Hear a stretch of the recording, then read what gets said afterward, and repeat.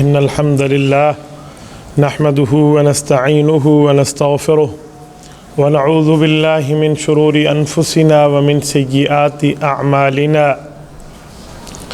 من يهده الله فلا مضل له ومن يضلله فلا هادي له قال الله تبارك وتعالى إذ هما في الغار اللهم صل على محمد وعلى آل محمد كما صليت على إبراهيم وعلى آل إبراهيم إنك حميد مجيد اللهم بارك على محمد وعلى آل محمد كما باركت على إبراهيم وعلى آل إبراهيم إنك حميد مجيد۔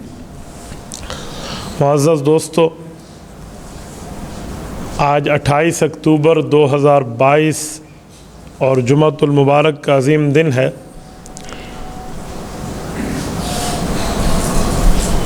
آج ربیع الثانی سن 1444 ہجری کی ابتدا ہے۔ میں نے گزشتہ جمعہ ربیع الاول کے حوالے سے آپ کی خدمت میں ہجرت کے متعلق چند باتیں عرض کی تھی۔ آج اسی عنوان کے تسلسل کو قائم رکھتے ہوئے میں 2-4 پوائنٹ ہجرت کے راستے کے واقعات پر عرض کروں گا۔ سب سے پہلی اور بنیادی بات یہ ہے کہ حضور اقدس صلی اللہ علیہ وآلہ وسلم نے یہ جو ہجرت فرمائی ہے، اس ہجرت سے کئی مسئلے حل ہوتے ہیں۔ ایک تو یہ مسئلہ حل ہوتا ہے کہ زندگی میں مشکل آئے تو اسے ناکامی نہیں کہتے، ورنہ ہجرت سے بڑھ کے مشکل کوئی نہیں۔ اپنے علاقے کو چھوڑنا، اپنے وسیب کو چھوڑنا، اپنے گھر کو چھوڑنا، اپنے پوری فیملی کو چھوڑنا۔ جس علاقے میں بندے کا بچپن گزرا ہو وہ گلیاں بندے کو وفات تک نہیں بھولتی۔ ان سب کچھ کو چھوڑ کے آپ کسی اور شہر منتقل ہو جائیں تو یہ بہت بڑی مشکل ہے، لیکن اس مشکل کا نام ناکامی نہیں ہے۔ حضور پاک علیہ الصلوۃ والسلام پہ یہ مشکل آئی ہے تو رب کریم نے اسے کامیابی سے اشارہ فرمایا۔ دوسرا، ہجرت سے یہ مسئلہ حل ہوتا ہے کہ سفر کے اندر ہر بندے کو ساتھ نہیں رکھا جاتا۔ سفر میں اس کو ساتھ رکھا جاتا ہے جو سفر کی ضروریات پہ 100% اپنے ذہن کے مطابق پورا اترتا ہو۔ حضرت عمر، حضرت عثمان، حضرت علی رضی اللہ عنہم اس دھرتی پر انبیاء کے بعد بہت بڑے لوگ ہیں، لیکن ان میں کوئی بندہ ہجرت کے سفر میں حضور پاک کے ساتھ نہیں ہے۔ ہجرت کا ساتھی صرف ابو بکر صدیق ہے۔ اس سے سمجھ آتا ہے کہ سفر کی اپنی ضروریات ہوتی ہیں، سفر کے اپنے تقاضے ہوتے ہیں، اس میں ہر بندے کو ساتھ لے جانا ضروری بھی نہیں ہے، اور ہر بندہ ساتھ نہ جائے تو وہ یہ بھی نہ سمجھے کہ میرا کوئی رتبہ کم ہے یا میں کوئی ان کے نزدیک محبوب نہیں ہوں۔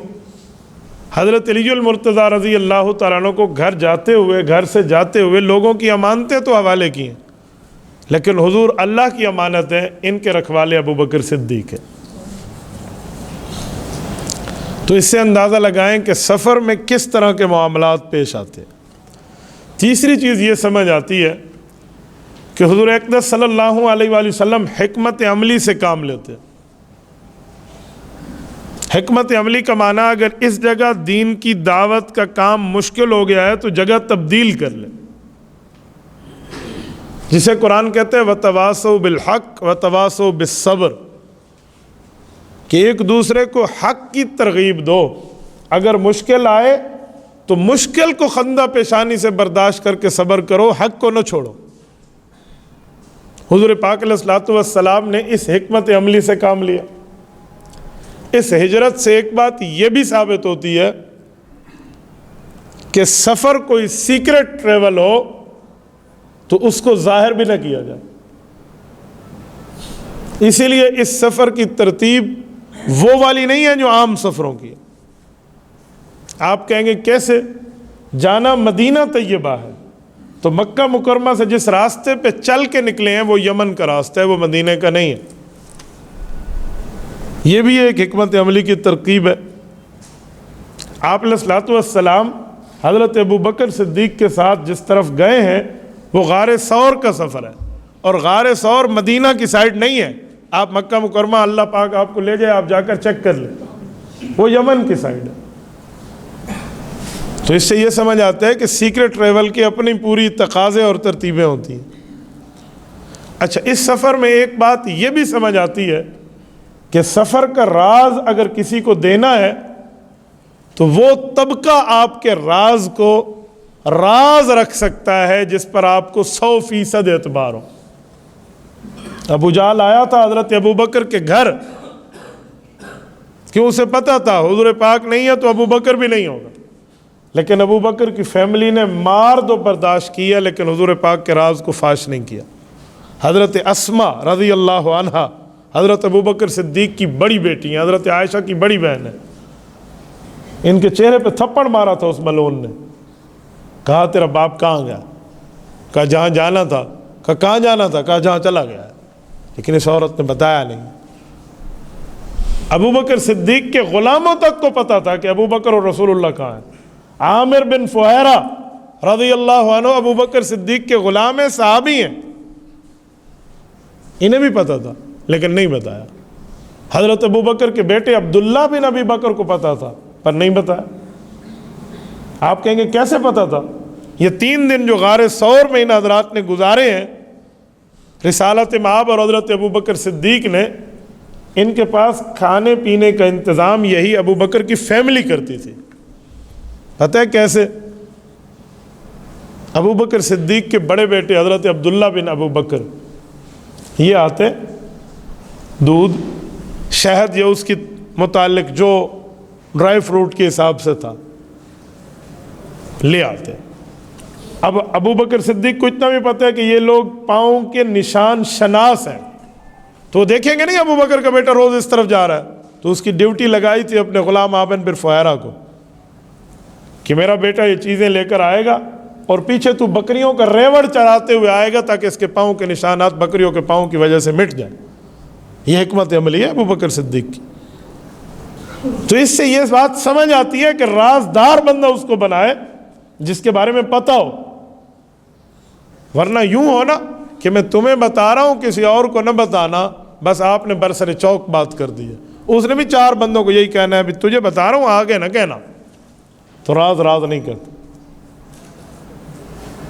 اور ایسے کچے بندے کو بندہ راز نہ کہے جو ہر کسی کو بتائے۔ کچے بندے کو راز دینے والوں کے لیے ایک شعر ہے کہ بشر راز دلی کہہ کر ذلیل و خوار ہوتا ہے، نکل جاتی ہے جب خوشبو تو پھول بیکار ہوتا ہے۔ تو اس سے ایک بات یہ بھی سمجھ آتی ہے کہ ان تقاضوں کو ابو بکر صدیق نے کیسے پورا کیا۔ اور اگلی بات، اس سفر میں ابو بکر صدیق اور رسول اللہ کی محبت ہے، اور ابو بکر کا حضور پاک پہ جان نچھاور کرنا اور رسول اللہ کا ابو بکر کی دلداری کرنا، یہ بھی ایک عظیم واقعات ہے۔ کیا مانا؟ ابو بکر نے اپنے سر کی پگڑی، اپنے کندھے کی چادر اور اپنے قمیض تک کے کپڑے کو حضور پاک علیہ الصلوۃ والسلام کے غار کی صفائی کے لیے رکھا ہے، اور غار کے سوراخوں کو بند کرنے کے لیے اپنے کپڑے استعمال کیے، چہ جائے کہ وہ ایک شلوار میں ہوں بس۔ اور جب یہ سب کچھ ترتیب ہو گیا تو اس وقت سرانہ نہیں ہے، تو ابو بکر کی گود پیغمبر کریم کے لیے سرانہ بنی۔ تو ابو بکر صدیق غار میں پہلے گئے ہیں، صفائی کی ہے اور حضور پاک علیہ الصلوۃ والسلام کو بلایا۔ آپ علیہ السلام نے آرام فرمایا۔ آگے تو رب کی قدرتیں ہیں کہ مکڑی نے جالا تن دیا اور کبوتری نے انڈے دے دیے، وہ اپنی جگہ، وہ قدرت کی باتیں ہیں۔ میں ان کی بات کر رہا ہوں جو ان حضرات نے، یہ قربانی ابو بکر کی کتنی ہے؟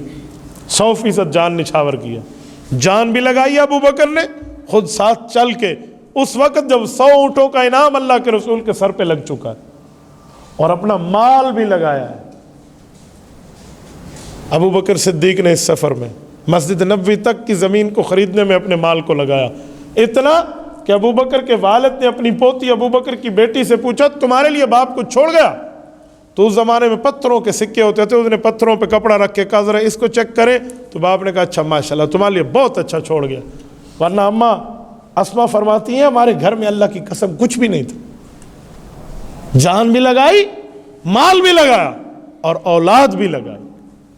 بیٹی نے منہ پہ تھپڑ کھا کے قربانی دی اور بیٹا روزانہ کی بنیاد پر یہاں راشن پہنچا رہا۔ یہ ابو بکر صدیق۔ حضور پاک علیہ الصلوۃ والسلام پر یوں جان نچھاور کی، اور اس پورے سفر میں اکیلا ابو بکر ہے، 1 ہفتے کا سفر ہے۔ روایات میں آتا ہے احیاناً یمشی یمینا و احیاناً یمشی شمالا و اماما و خلفا۔ رسالت میں آپ کے ساتھ چلتے ہوئے ابو بکر کبھی دائیں اور کبھی بائیں ہو جاتے، اور کبھی چلتے چلتے آگے چلتے اور کبھی پیچھے ہو جاتے۔ فرمایا مالک یا ابا بکر، کیا ہوا، یہ کیوں ایسے کر رہے ہو؟ یا رسول اللہ اکیلا ہوں، آپ کا محافظ ہو، کل قیامت میں اللہ کو کیا جواب دوں گا اگر آپ کو کوئی نقصان ہوا؟ تو جب میرے ذہن یہ بات شک میں ڈالنے لگتا ہے کہ ادھر سے کوئی تکلیف ہوگی تو میں اس طرف آ جاتا ہوں، اگر ادھر سے اطمینان ہو جاتے ہیں تو سائڈیں بدل لیتا ہوں، پھر ادھر آ جاتا ہوں، ایک طرف سے وہاں۔ اس لیے کہتے ہیں اور کوئی نہ ہو نا، اکیلا ابو بکر ہو تو ذات پیغمبر کی حفاظت کے لیے ابو بکر خدمت میں کافی ہے۔ اچھا، اس سفر میں ابو بکر صدیق نے تو جان مال وقت اولاد نچھاور کر دی، رسول اللہ نے اس کی دلداری کیسے کی؟ وہ جب آئے تھے نا، وہ پاؤں دیکھنے والے، پاؤں کے نشان پہ، تو کہتے ہیں غار ثور سے پہلے 2 نشانات 2 بندوں کے تھے، گھر سے لے کر ادھر آ کر ایک بندے کے نشان ہو گئے، دوسرے آدمی کے پاؤں کے نشانات نہ پیچھے جا رہے ہیں، نہ آگے جا رہے ہیں، نہ دائیں نہ بائیں۔ تو کھوجی نے کہا میرا علم تو جواب دے گیا۔ کہا کیوں؟ کہا یہاں دوسرا انسان کہاں گیا؟ دوسرے بندے کے پاؤں کے نشان تو نہیں ہے۔ مجھے جواب نہیں آتا، میں کیا کروں، یہاں سے تو دوسرے کے نشان نہیں، تو ایک ہی کے۔ تو کہتے ہیں ابو جہل نے اس وقت کہا تھا تیرا دماغ خراب ہے، مجھے بتا یہ کون سے نشان ہیں، دار ارقم سے نکلنے والے ہیں یا دار ابو بکر سے نکلنے والے پاؤں کے نشان ہیں؟ تو اس نے کہا یہ ابو بکر کے نشان ہے۔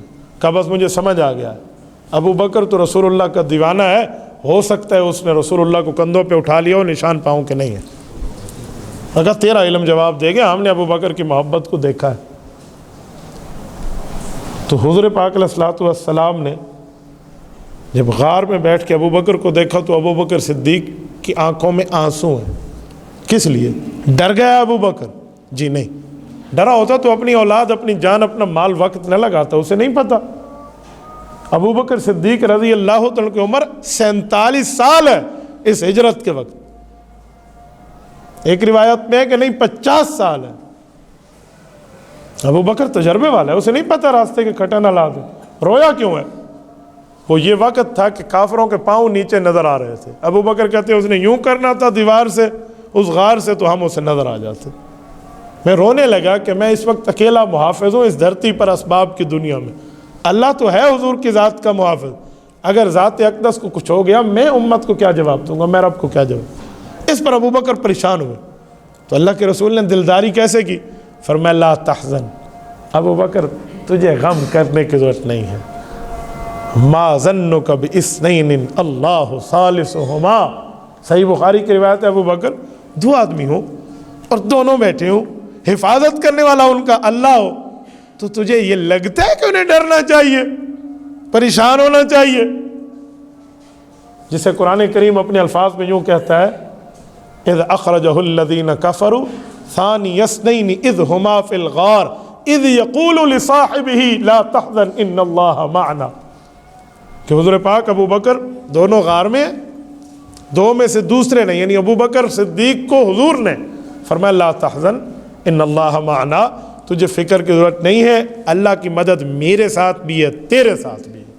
یہ معنا جمع متکلم، پرولر، نا کی ضمیر دونوں کی طرف ہے، یوں نہیں ہے جیسے موسیٰ علیہ السلام نے فرمایا تھا کہ ان ربی معی، رب کی مدد میرے ساتھ ہے، اے قوم چلو۔ اس میں قوم کی بات نہیں کی تھی، لیکن ابو بکر صدیق کے لیے الگ لفظ حضور پاک علیہ السلام نے جو فرمایا وہی قرآن بن کے اترا کہ ان اللہ معی، جی نہیں اللہ میرے ساتھ ہے، فرمائے نہیں ان اللہ معنا، جیسے رب کی مدد میرے ساتھ ہے ابو بکر تیرے ساتھ بھی چل رہی ہے۔ اور یہاں لفظ اذ یقول لصاحبہ، حضور پاک نے اپنے ساتھی، اپنے صحابی، اپنے دوست کو فرمایا۔ یہ لفظ لصاحبہ اس امت میں ابو بکر صدیق کا بہت بڑا منصب، عہدہ اور شان ہے، جس کو قرآن نے صحابی فرمایا۔ اسی لیے امام اعظم ابو حنیفہ رحمۃ اللہ علیہ سے کسی نے فتویٰ پوچھا کہ ابو بکر صدیق کی صحابیت کا ماننا کیسا ہے؟ انہوں نے کہا اللہ کا قرآن ہے اور اس کا انکار کفر ہے. اس کو تو قرآن نے لصاحبہ ہی کہا. لیکن بعضوں کے دل، دماغ، ایمان جل چکے ہوتے ہیں. میں نے ایک شخص کی تحریر پڑھی، اس نے کہا لصاحبہ ہی، یہ کوئی ویلیو نہیں رکھتا. اجی کیوں؟ کہتے قرآن میں ایک دوسرے بندے کے لیے بھی صاحب ہی آیا. بھئی کہاں آیا؟ سورت نمبر 12 سورت یوسف میں ہے، یا صاحب السجن. یوسف علیہ السلام نے ایک شخص کو کہا تھا میرے جیل کے ساتھی، تو کہا وہ تو ٹھیک نہیں تھا، تو لہٰذا اس کو صاحب کہہ دیا، تو یہ کوئی ویلیو تو نہیں بنی. ابو بکر کے لیے صاحب آ گیا تو کیا ویلیو ہے؟ میں نے کہا جب بندے کا ایمان جل جائے نا، پھر اس درخت کو آپ جتنا بھی پانی دیں، جلا ہوا درخت دوبارہ زندہ نہیں ہوتا. بغض اہل بیت اور بغض صحابہ وہ کینسر ہے جو ایک بار سینے میں آ جائے تو وہ ایمان کو جلا کے رکھ دیتا ہے. بھائی اندھا ہو جاتا ہے بندہ، کچھ نظر نہیں آ رہا ہوتا. ادھر کا لفظ دیکھے اور ادھر کا دیکھے تو بڑا فرق ہے، زمین و آسمان کا فرق ہے. بعد المشرقین ہے اس میں. آپ کہیں گے کیسے؟ وہ بھی لفظ ہے پوزیسو سینٹینس، یہ بھی ہے پوزیسو سینٹینس، جسے کہتے ہیں مضاف مضاف الیہ، ایک لفظ کی دوسرے کی طرف نسبت. وہ ہے یا صاحب السجن، جیل کا ساتھی. یہ ہے اذ یقول لصاحبہ، حضور پاک کا ساتھی. فرق ہے. جیل کی دیواروں اور پیغمبر کی ذات کے رتبوں میں جتنا فرق ہے نا، اس سے بڑھ کے اس بے ایمان میں اور ابو بکر صدیق میں فرق ہے. لیکن بندہ کوئی لفظ تو دیکھے، خالی ساتھی تو نہیں ہے. اس ساتھی کی نسبت جیل کی در و دیوار کی طرف ہے، اور اس صحابی اور ساتھی کی نسبت تو حضور کی ذات اقدس کی طرف ہے. ایک ہے بندہ، ایک ہے اللہ کا بندہ. فرق ہے. بندہ ہر ہے، لیکن اللہ کا بندہ رب قرآن میں کسی خاص بندوں کو کہتے ہیں. وعباد الرحمن الذین یمشون علی الارض ہونا واذا خاطبهم الجاہلون قالوا سلاما. یہ سورۃ الفرقان میں رب کریم نے اپنے خاص بندوں کی بات فرمائی ہے. قل یا عبادی الذین، میرے خاص بندوں کو یہ کہتے. خالی بندہ نہیں فرمایا. جب اللہ اپنی طرف نسبت کر دے تو بدل جاتی ہے بات. دیکھیں راتیں تو کئی ہیں دنیا میں، یہ رات ہے اور وہ رات ہے اور وہ رات ہے، لیکن ایک رات شب قدر بھی تو ہے نا. تو کیا کہیں گے شب قدر ایک چیز ہے؟ کیا شب قدر کی کوئی ویلیو نہیں ہوگی پھر؟ تو بھائی اس شب قدر کی نسبت کس کی طرف ہے؟ حضرت یوسف علیہ السلام کے ساتھ بیٹھا کوئی جیل کا بے ایمان ہے، اسے وہ کہہ دیں وہ جیل کے ساتھی ہے. تو اگر اس سے ابو بکر صدیق پہ حرف پڑتے تو ابو بکر کو تو قرآن کہہ رہے تو حضور کا ساتھی ہے. تو حضور اور جیل میں کوئی فرق نہیں ہے. مسلمان کا تو ایمان ہے کہ پیغمبر کی ذات اقدس جیسی اس کائنات میں کوئی ذات نہیں ہے. حضرت ابراہیم علیہ السلام سے جب رب نے امتحانات لیے نا، جو امتحان لیا وہ اس پہ پاس ہوئے. قرآن کہتا ہے وَإِذِ ابْتَلَىٰ إِبْرَاهِيمَ رَبُّهُ بِكَلِمَاتٍ فَأَتَمَّهُنَّ، کمپلیٹ کیا امتحان اور فرسٹ ڈویژن میں پاس ہوئے. تو رب نے فرمایا ابراہیم کیا چاہیے؟ فرمایا اللہ وہ چاہیے جو تیری پورے خزانے میں ایک ہے. ربنا وابعث فیہم رسولا منہم، محمد کریم میری نسل سے رکھ دے صلی اللہ علیہ وسلم. تو حضور پاک کی ذات کی تو اتنی ویلیو ہے. تو یہاں ابو بکر صدیق کی عظمت حضور پاک کی ذات اقدس کی وجہ سے. میں جملہ سمجھانے کے لیے کہتا ہوں، نبوت کی ذات کی طرف جس چیز کی نسبت ہو جائے اس کی نسبتیں بہت بڑی ہیں. یہ ہے ہی تو نسبت، ورنہ حبشے کے رہنے والے کتنے ہیں ہم نام بھی نہیں جانتے، لیکن بلال حبشی کا نام دنیا میں گونج رہا ہے. کیوں؟ اس کی نسبت رسول اللہ سے ہو گئی. دنیا میں کئی اونٹنیاں ہیں، لیکن قصوہ وہ اونٹنی ہے جو اللہ کے رسول کی تھی، اس لیے اس کا نام آج بھی حدیث کی کتابوں میں. دنیا میں کئی عورتیں ہیں، کوئی عورت رسول اللہ کی ماں ہے، کوئی عورت رسول اللہ کی بیوی ہے، کوئی عورت رسول اللہ کی ساس ہے، کوئی عورت رسول اللہ کی بیٹی ہے. اس کی نسبت تو کائنات کی عورتوں کے ساتھ کہاں مل سکتی ہے؟ کتابیں تو کئی ہیں، لیکن جو کتاب حضور پر اتری ہے اس کتاب کی ویلیو کہاں ہوگی؟ تو جس کی نسبت رسول اللہ سے جڑے اس کی ویلیو تو دنیا میں کوئی کیا امیجن کر پائے گا؟ تو ابو بکر صدیق کی نسبت اس آیت میں حضور پاک کے ساتھ جڑ رہی ہے، ورنہ مسجدیں تو کئی ہیں لیکن کوئی مسجد نبوی بھی ہے۔ اور آپ کو میں ایک جملہ کہوں، مسجد نبوی میں ہم ایک نماز پڑھیں، حدیث پاک کے مطابق کتنا اجر ہے؟ بولیے 50,000، اور بیت اللہ میں پڑھیں تو 1,00,000۔ آپ مانتے ہیں نا؟ ہم سب مانتے، لیکن میں آپ سے پوچھوں، آپ 50,000 نمازوں کا خسارہ کرتے ہیں، آپ بیت اللہ کو چھوڑ دیتے ہیں اور مسجد نبوی جاتے ہیں، کیوں؟ جہاں سے 1,00,000 مل رہا ہے آپ نے اس کو چھوڑ دیا، اور آپ 50,000 کے پیچھے چلے گئے، اور پورے 8 دن ہمارے حجاج جاتے ہیں مدینہ المنورہ میں، ایک نماز بھی نہیں 40 نمازیں ہیں، 40 پر 1,00,000 ملتا تو 40,00,000 ہوتا، 50 مل رہا ہے تو 20,00,000 ہے، یہ آدھے کے ثواب کا نقصان کیوں کر دے؟ وہ کہتے ہیں اس کی ایک ہی وجہ ہے کہ ہم سرکار اقدس صلی اللہ علیہ وسلم کی خدمت میں سلام عقیدت پیش کرنے جاتے ہیں، تو جب نسبت حضور سے ہو اس پہ ہم نے 50,000 نمازیں چھوڑ دی۔ میں حضرت شیخ الہند رحمہ اللہ کی زبانی کہوں، کہا ایک کے بدلے ایک نماز بھی ملتی نا، سرکار کا سلام میں پھر بھی نہ چھوڑتا۔ یہ تو رب کا کرم کہ اللہ نے 50,000 نمازوں کا وعدہ کر دی۔ تو یہاں ابو بکر صدیق کی نسبت حضور کے ساتھ ہے، اس لیے یہ یوں نہیں بنتا۔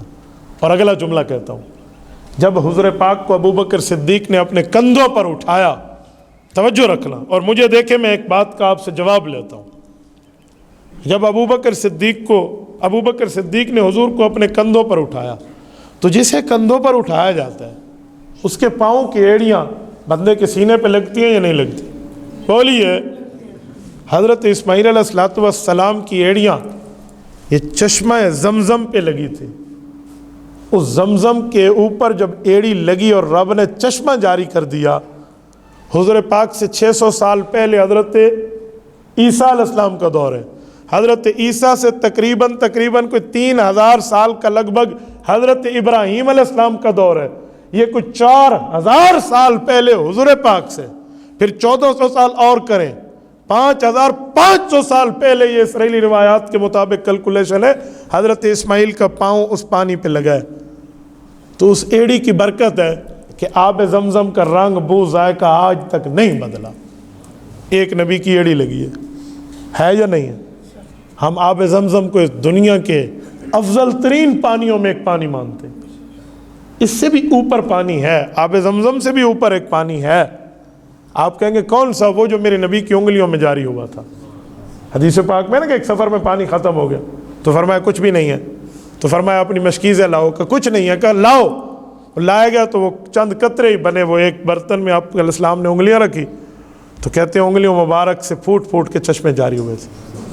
علامہ اقبال نے یہاں کہا تھا کہ وہ تو صحرا میں پیا دیتے ہیں پیاسوں کو پانی، میرے نبی کی انگلیوں میں سمندر رقص کرتا ہے، یہ اس سے افضل پانی ہے۔ لیکن آب زمزم کا بھی تو ایک مقام ہے نا، آب زمزم کے مقام سے انکار نہیں کیا جا سکتا۔ تو وہ زمزم کا پانی ہے، اسے حضرت اسماعیل کے پاؤں کی ایڑی کا اثر، ہزاروں سال گزر گئے، نہ رنگ بدلا، نہ بو بدلی، نہ ذائقہ بدلا۔ ابو بکر صدیق کے سینے پر حضور پاک کی ایڑیاں لگی ہیں، اور سینے میں دل ہے، دل میں ایمان ہوتا ہے، اس کے ایمان کی ویلیو بھی ایسے ہے جو دا قیامت نہیں بدلی۔ کوئی لاکھ ابو بکر پہ بکواس کرے نا، لاکھ بھونکے، تو ہم ایک ہی جملہ کہیں گے کہ چاند کی طرف منہ کر کے تھوکنے والے کا تھوک اپنے منہ پر گرتا ہے، کبھی بھی کچھ نہیں۔ عرفی تو مین دیش زغوغاں رکیبا، آواز سگا کم نہ کند رزق گدارا۔ تو یہ ابو بکر صدیق کا مقام ہے کہ اس کے سینے پہ ایڑیاں مصطفیٰ لگے، رسالت مآب علیہ السلام کو اس نے اٹھایا ہے، اور ابو بکر اور حضور میں کوئی فاصلہ نہیں ہے۔ اسی بنیاد پہ اہل سنت والجماعت کا عقیدہ ہے کہ ابو بکر خلیفہ بلا فصل ہے، وداؤٹ اسپیس، جیسے اٹھانے میں کوئی فاصلہ نہیں ہے، ایسے حضور پاک کے بعد امت کا بوجھ اٹھا کے خلیفہ بننے میں بھی کوئی فاصلہ نہیں ہے۔ سیدنا علی المرتضیٰ رضی اللہ تعالیٰ عنہ نے فرمایا تھا حضرت ابو بکر کو کہ ہماری نماز ایک کلمے کے بعد سب سے بڑی عبادت ہے، اس کی ذمہ داری حضور پاک نے ہم سب کی موجودگی میں ابو بکر آپ کو دی تھی، اور آپ نے 17 نمازیں حضور پاک کی آخری بیماری کے ایام میں پڑھا کے ہمارے امام بنے ہیں۔ جب حضور پاک نے آپ کو ہمارے دین کا امام بنایا ہے، دین کا امام بنایا ہے، ہم آپ کو اپنے دنیا کا امام چن کے خلیفہ نامزد رکھتے ہیں۔ حضرت علی المرتضیٰ کی یاری کا یہ عالم ہے کہ جب حضرت ابوبکر صدیق فوت ہوئے نا، حضرت علی المرتضیٰ رضی اللہ تعالیٰ عنہ کی شادی ہوئی تھی یالا بنت ابی مرہ سے، حضرت فاطمہ کے بعد حضرت علی کی ایک بیوی ہیں رضی اللہ عنہما۔ یہ امید سے تھی ابوبکر صدیق کی وفات کے بعد حضرت علی کی اس بیوی کا بیٹا پیدا ہوا، حضرت حسن حسین کا چھوٹا بھائی دوسری اماں سے۔ ابو بکر صدیق رضی اللہ عنہ کی محبت میں حضرت علی نے اس کا نام ابو بکر ابن علی رکھا تھا، اور میں محرم میں آپ کے سامنے گفتگو کر چکا ہوں کہ ابو بکر ابن علی حضرت علی کا وہ بیٹا ہے جو اپنے بڑے بھائی حضرت حسین کی حفاظت کرتے ہوئے میدان کربلا میں شہید ہوا ہے، اور 72 تنوں میں ایک تن ابو بکر ابن علی بھی ہے۔ یہ ان میں اتنی محبت ہے۔ تو میرے دوستو، یہ ہجرت میں ابو بکر صدیق نے خود کو ایسے پیش کیا۔ اور ایک جملہ میں مزید سمجھاتا ہوں۔ حضرت ابو بکر صدیق فرماتے ہیں ہم راستے میں ایک خیمے پہ گزرے جو ام معبد الخزائیہ عاتقہ جس کا نام ہے اس کا خیمہ تھا۔ اس خاتون نے ہم سے کہا آپ مہمان لگتے ہو، میں آپ کی چاہ کے بھی کوئی خدمت نہیں کر سکتی۔ کہا تو ہماری کیا خدمت کر سکتی؟ کہا میرے پاس کوئی بکری ہوتی تو میں دودھ دو کے تمہیں پلا دیتی۔ تو حضرت ابو بکر صدیق کہتے ہیں میں نے اس خاتون بڑھیا کو کہا کہ وہ ایک بکری تو تیرے گھر میں ٹھہری ہوئی ہے اور تو ہمیں کہتی ہم تیری خدمت کرتی، اور وہ تو بکری ٹھہری ہے اس کا تو دودھ تم نہیں دو کے ہمیں دے رہی، تو کیسے خدمت کی نیت اور ارادہ کر رہی ہے؟ تو اس نے کہا وہ بکری تو مریل ہے، اس کو تو دودھ کا ایک قطرہ بھی اس تھنوں میں نہیں ہے۔ تو ابو بکر صدیق نے آنکھوں میں اللہ کے رسول کو دیکھا اور جواب لیا اور کہا ام معبد اگر یہ بکری ہمیں دے دو اسی وقت، رب دودھ دے ہماری قسمت نہ دے تو ٹھیک ہے۔ انہوں نے کہا جی لے لیں۔ آپ علیہ الصلوۃ والسلام نے اللہ کے نام سے اس کے تھن پہ ہاتھ لگایا تو دودھوں سے بھر گئی۔ وہ اتنا دودھ دعا کہ خود بھی پیا، آپ علیہ السلام نے نوش فرمایا، اور ام معبد الخزائیہ کے سارے گھر کے برتن بھر کے گئے۔ جب ان کے خاوند شام کو واپس آئے نا تو اس نے کہا ہوا مبارک جاء فی بیتنا، ایک مبارک شخص تھا وہ ہم میں آیا، میرے پاس وقت کی قلت ہے ورنہ اللہ جانتا ہے شاید ہماری داڑھی آنسوؤں سے تر ہو جائے جو اس عورت نے رسول اللہ کے حسن کو اپنے خاوند کے ساتھ بیان کیا کہ وہ کون تھا، اس کی آنکھیں کیسی تھی، اس کی شکل کیسے تھی اور وہ کیسے بولتا تھا۔ جب ساری بات سنی نا اس کے خاوند نے، اس نے کہا ہاں واللہ ھذا صاحب قریش، یہ وہی ہیں جن کے بارے میں مکہ میں یہ بات پھیلی ہوئی ہے کہ وہ مکہ چھوڑ کر کہیں تشریف لے گئے اور وہ رسول اللہ صلی اللہ علیہ وسلم۔ یہ ام معبد بعد میں مدینہ آئی ہے اور صحابیہ بنی ہے، اس کی قبر جنت البقیع میں ہے۔ آپ علیہ السلام کو کبھی نام سے نہیں پکارا، رسول اللہ کا لفظ صرف کلمے میں پڑھا، ورنہ کہتی تھی مبارکن، وہ بابرکت جو ہمارے گھر میں آیا۔ یہ بھی اس ہجرت کے راستے کی واقعات ہے۔ اس ہجرت کے راستے میں بہت چیزیں ہیں، بہت۔ آپ کبھی ہجرت کو تفصیل سے پڑھیں نا تو پھر بندے کو سمجھ آئے کہ ہجرت سے کیا کیا چیز ثابت ہوتی۔ اس ہجرت سے ایک بات یہ بھی مزید ثابت ہوتی ہے کہ اللہ کی ذات عالیہ اپنے پیاروں پر آزمائش لاتے ہیں۔ آزمائش آنے میں خود کو اللہ کا برا نہ سمجھو، بلکہ آزمائش پر مضبوط رہو۔ آزمائش رسول اللہ پر بھی آئی۔ حدیث پاک میں اشد الناس بلاء الانبیاء ثم الامثل فالامثل، فرمایا سب سے زیادہ آزمائش انبیاء پہ ہے، پھر اس کے بعد درجہ بدرجہ جتنے درجے چھوٹے ہوتے چلے جاتے ہیں پھر اتنے ان پر آزمائشیں آتی چلی جاتی ہیں۔ تو اسی لیے یہ آزمائش ہے۔ اور دوسری بات، امت کو یہ بھی بتانا مقصود تھا کہ میرا نبی جس جگہ موجود ہوتا ہے وہیں ہوتا ہے، ہر جگہ ہونا یہ اللہ تعالیٰ کی صفت ہے۔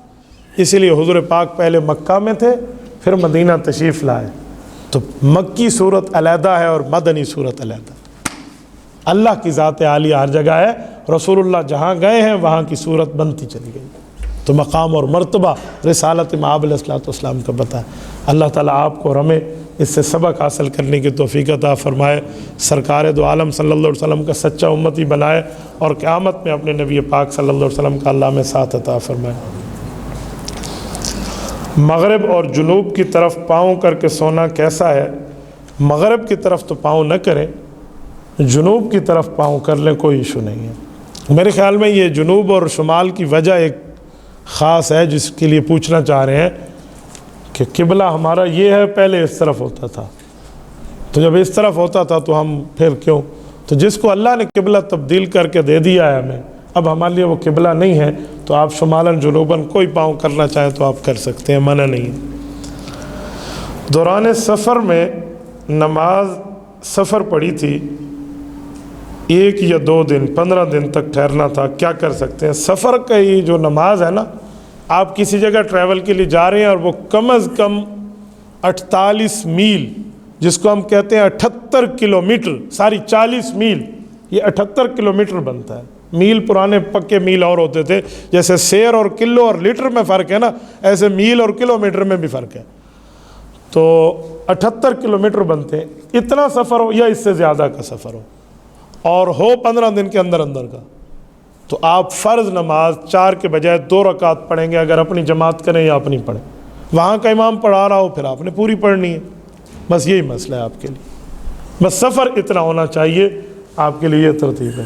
باقی جب تک گاڑی چل رہی ہے آپ کے اوپر سنت معاف ہے، آپ سنت نہ پڑھیں، لیکن اگر کسی جگہ چلے گئے ہیں، آپ کے پاس وقت ہے تو آپ سنت نہ چھوڑیں تو بہتر ہے، لیکن اگر چھوڑ لی جائے تو گنجائش موجود ہے، کیونکہ فرض کم ہو گئے، بس 2 رکعت فرض ہو گئے، وہ بھی 4 رکعت 2 ہو گئے، جو 2 ہیں وہ 2 ہی رہیں گے، جیسے صبح کی جو 3 ہیں مغرب کے وہ 3 ہی رہیں گے، وہ 1.5 نہیں بن جائیں گے، میں 1.5 رکعت پڑھ لیں، ادھی تے سلام پھیرو، یوں نہیں ہوگا۔ اور یہ بھی یاد رکھیں کہ جو سفر میں نماز آپ کی قضا ہو گئی بھولے سے، آپ نے گھر میں آ کے لوٹانی ہے تو 2 رکعت لوٹانی ہے، چاہے آپ گھر میں قضا لوٹا رہے ہو، ہے تو سفر بھی، اور سفر میں آپ کو یاد آئی کہ میری گھر کی کوئی نماز قضا تھی وہ لوٹاؤں تو 4 لوٹائیں گے۔ یہاں یہ نہیں ہے اب ادھر پیکج مل گیا، وہ نمازیں بھی 2 ہو جائیں گی، وہ اپنی جگہ برقرار رہیں گی۔ دوران سفر نماز جنازہ پڑھی اور نماز جنازے کے بعد ہم نے دعا مانگی۔ نماز جنازہ کے بعد دعا ہے، لیکن وہ جو حضور نے مانگی ہے، رسالت مآب علیہ السلام کی عادت مبارکہ یہ ہے، سنت کی ترتیب یہ ہے کہ حضور جنازہ پڑھتے اور پھر قبرستان تشریف لے جاتے، اس کی تدفین ہو جاتی، تلاوت ہو جاتی، اس کے بعد دعا ہوتی، یہ مسنون دعا ہے۔ نماز جنازہ کے سلام کے فوراً بعد اللہ کے رسول صلی اللہ علیہ وسلم کی عادت مبارکہ نہیں ہے۔ جب حضور پاک کی عادت مبارکہ ہوتی تو یہاں لفظ بھی ہوتے نا، ہم سوتے ہیں دعا پڑھتے ہیں اللہم بسمک اموت و احیا، اٹھتے ہیں دعا پڑھتے ہیں الحمدللہ الذی احیانا بعد ما اماتنا والیہ النشور۔ یہ ہمیں دعائیں کیوں آتی ہیں؟ حضور نے ہمیں اس موقع پہ پڑھ کے سنائی ہیں، بتائی ہیں۔ ایسے مسجد آنے جانے کی دعا ہے، بازار آنے جانے کی ہے، گھر پہ ہے، سفر پہ ہے، کھانے کی دعا ہے، کھانے کے بعد کی دعائیں ہیں۔ یہ الفاظ ہمیں یاد کیوں ہیں؟ کہ حضور پاک نے ہمیں الفاظ بتائے ہیں۔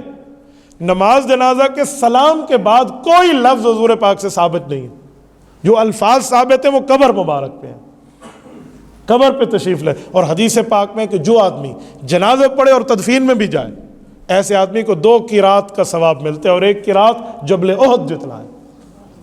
ہمارے ہاں بے وفائی شروع ہو گئی آج کل، آدھا کام کرتے ہیں اور تدفین سے بھاگ جاتے ہیں۔ بھائی ہمارا تعلق ہے اس کے ساتھ، جتنی محبت ہو اتنا تعلق ہی ہے نا۔ تو ایک بندے کے آپ جنازہ پڑھ کے بھاگے، رخصت عام، رخصت، پتہ نہیں رخصت عام کا کیا لفظ ہے، اس کی کوئی شریعت میں حیثیت اور ویلیو نہیں ہے، یہ کوئی دین کا کام نہیں ہے کہ آپ ویسے کہتے ہیں میں رخصت عام، چلو آپ کی اپنی مرضی اجازت دے دیں، آپ اس کو پارٹ آف شریعہ نہ سمجھیں کہ شریعت کا حصہ ہے۔ بھائی جو آنا چاہتا ہے، جس کے پاس وقت ہے، وہ قبر پہ آ جائے نا، مناسب ہے۔ ہمارے ہاں وہیں سے ان کو رخصت کر دیتے ہیں، ایسا کچھ بھی نہیں ہے۔ وفا کا تعلق مکمل ہونا چاہیے۔ دیکھو نا، بیٹا اگر غیر ملک جائے اور باپ کو پتہ ہو میرا بیٹا جا رہا ہے، تو گھر سے دعا نہیں دیتا بیٹا چلا جا، وہ ساتھ گاڑی میں جاتے ہیں، ایئرپورٹ تک جاتے ہیں، اور شیشوں تک وہاں تک جاتے ہیں جہاں تک صرف وہ جا سکتا ہے جس کے پاس بورڈنگ کارڈ ہے، دوسرا نہیں جا سکتا۔ تو جب بیٹا آگے جائے گا، باپ کہے گا اب ہاتھ اٹھاؤ، اب بیٹا میں تمہیں دعا دے رہا ہوں، جاؤ۔ یہ باوفا تعلق ہے۔ ہمارا دوست فوت ہوا ہے، ہم جنازے کا سلام پھیر کے گھر سے واپس آ گئے، ہاں کوئی مجبوری ہو تو اور بات ہے، لیکن وفا والا تعلق ہے، آخر تک بندہ جائے۔ تو حضور پاک باوفا دعا مانگا کرتے تھے، وہیں تک جا کر مانگتے تھے، تو ہمیں وہی مانگنی چاہیے۔ جزاکم اللہ تعالی۔ اقول قولی ھذا واستغفر اللہ وآخر دعوانا ان الحمد للہ رب العالمین۔